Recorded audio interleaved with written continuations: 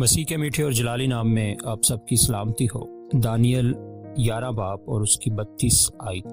اور وہ عہد مقدس کے خلاف شرارت کرنے والوں کو خوشامد کر کے برگشتہ کرے گا، لیکن اپنے خدا کو پہچاننے والے تقویت پا کر کچھ کر دکھائیں گے۔ آمین۔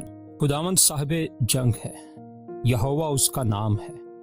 جو لوگ اس کے ٹھنڈے تلے بھرتی ہوتے ہیں انہیں ایسا کمانڈر ملتا ہے جو انہیں جنگ کے لیے تربیت دیتا اور قوت اور جوانمردی بھی عطا کرتا ہے۔ جس دور کے بارے میں دانیل نے لکھا ہے وہ نہایت برا دور تھا۔ اس وقت وعدہ کیا گیا کہ خداوند کے لوگ جھنڈے لہراتے ہوئے نکلیں گے۔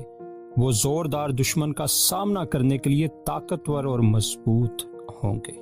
آج ہم اپنے خدا کو جانیں، اس کی قدرت، اس کی وفاداری اور اس کی لا تبدیل محبت کو جانیں، تاکہ اس کی خاطر سب کچھ داؤ پر لگانے کو تیار ہو سکے۔ وہ ایسی ہستی ہے جس کا کردار اور جس کی ذات ہمارے جوش اور ولولے کو اکساتی ہے اور ہمیں رضامند کرتی ہے کہ اس کی خاطر جئیں اور اس کی خاطر مریں۔ کاش ہماری خدا کے ساتھ بے تکلف رفاقت ہو تاکہ ہم اس کو جان اور پہچان سکیں، کیونکہ تب ہی ہم اس کی مانند بن سکیں گے اور صداقت اور راست بازی کی خاطر مقابلے میں کھڑے ہونے کو تیار ہوں گے۔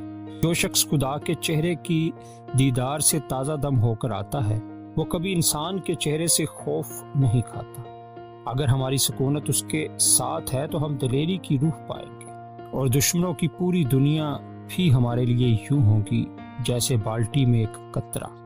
انسانوں بلکہ شیاطین کی بے شمار صفیں ہمیں ایسی چھوٹی دکھائی دے گی جیسی قومیں خدا کو دکھائی دیتی ہیں۔